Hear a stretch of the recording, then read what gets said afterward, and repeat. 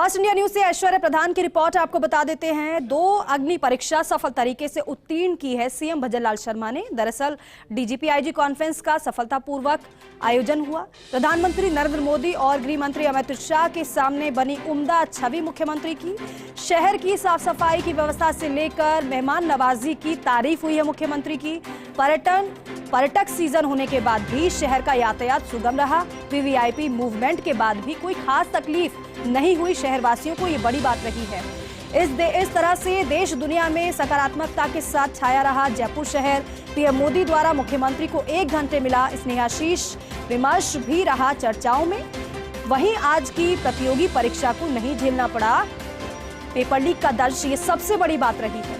प्रतियोगी परीक्षाओं के सफल आयोजन के लिए सीएम बनते ही बैठक ली थी मुख्यमंत्री भजनलाल शर्मा ने। आखिर प्रतियोगी परीक्षाओं के सफलतापूर्वक आयोजन पर भी तारीफ मिली है भजनलाल शर्मा को। ये बड़ी बात है।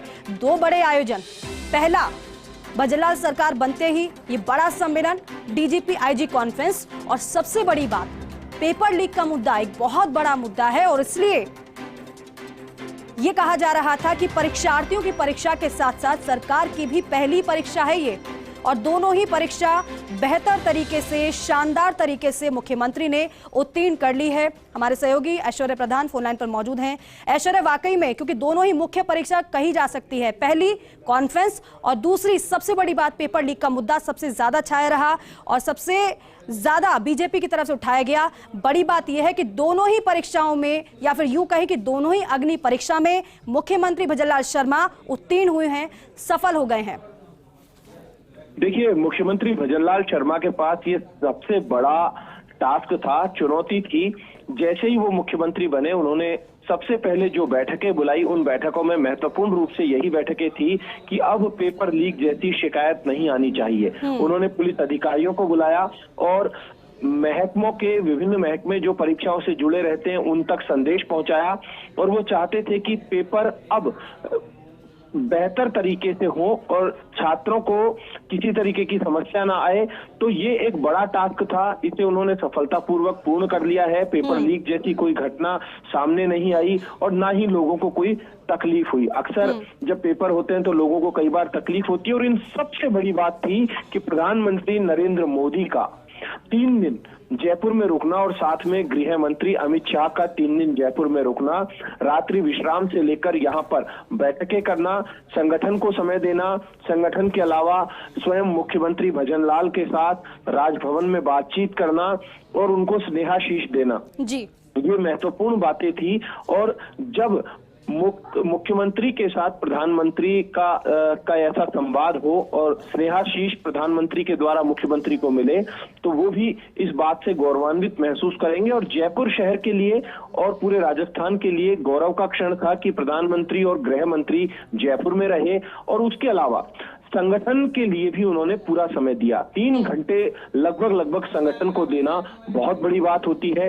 सीपी जोशी को वो पूरे संगठन के लिए, कार्यकर्ताओं के लिए, भाजपा के लिए जो पंडित दीनदयाल उपाध्याय की एक प्रतिमा देकर गए, जो स्वयं भजनलाल भी वहां पर मौजूद थे, और पार्टी कार्यालय में भी मुख्यमंत्री के साथ अच्छा संवाद रहा उनका।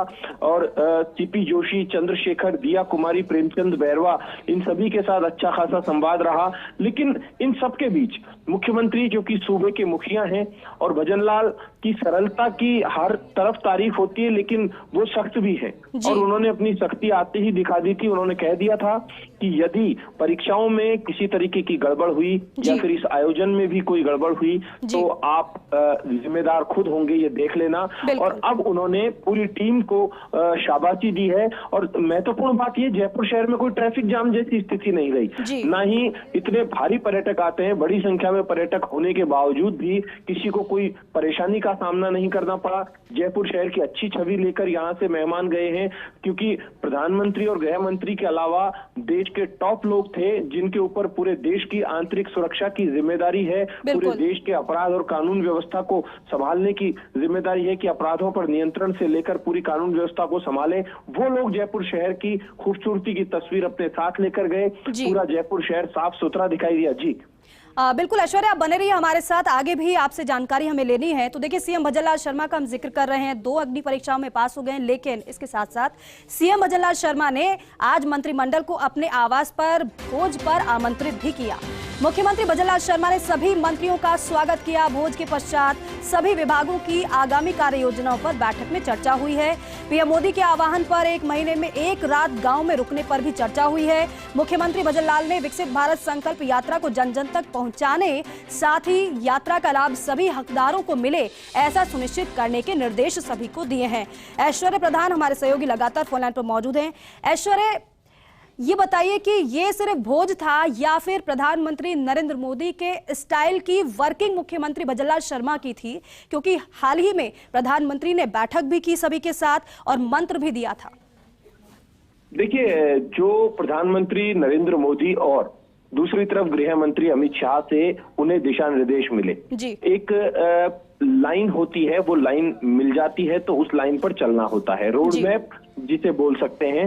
तो जो चीज उन्होंने देखी, क्योंकि उन्होंने आज मंत्रियों से कहा कि जब मैं आम जनता से, लोगों से जन सुनवाई कर रहा हूं और उनके साथ उनके बीच में होता हूं, तो आप भी सोमवार से शुक्रवार तक मुख्यालय पर रहें, यानी सचिवालय में या फिर जहां पर ऑफिस है वहां पर रहें, नियमित तौर पर जन सुनवाई करें और 2 दिन शनिवार और रविवार अपने क्षेत्र में रहें, अपने क्षेत्र के लोगों के बीच में रहें और प्रधानमंत्री मोदी के आह्वान पर 1 महीने में 1 बार एक गांव में रुकने की बात भी हुई कि एक गांव में आप रात्रि गुजारें, देखें कि ग्रामीण क्षेत्र कैसे हैं। शहरी क्षेत्र के लोगों के लिए ये बात उनके क्षेत्र में सक्रियता के साथ जुड़ जाती है, लेकिन जो ग्रामीण क्षेत्र से विधायक हैं वो गांव में जब लोगों के बीच में रहेंगे तो उन्हें लोगों की तकलीफ और अच्छे से पता चल सकेगी, क्योंकि कहा जाता है कि जाके पैर न फटी बेवाई, वो क्या जाने पीर पर आई।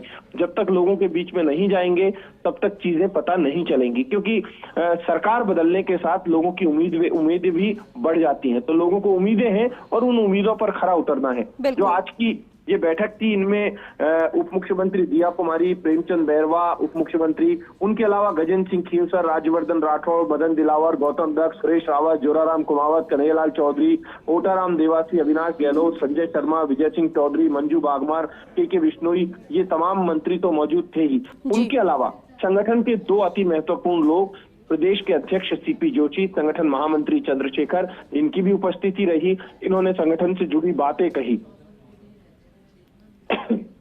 जी बिल्कुल ऐश्वर्या, और ये बेहद अहम प्रधानमंत्री की तरफ से मंत्र, अब वो धरातल पर किस तरीके से उतारा जाना है उसका रोड मैप मुख्यमंत्री तैयार कर रहे हैं। निर्देशित सभी को मुख्यमंत्री ने आज भोज पर बुलाकर कर दिया है। बहुत शुक्रिया जानकारी के लिए, बातचीत के लिए।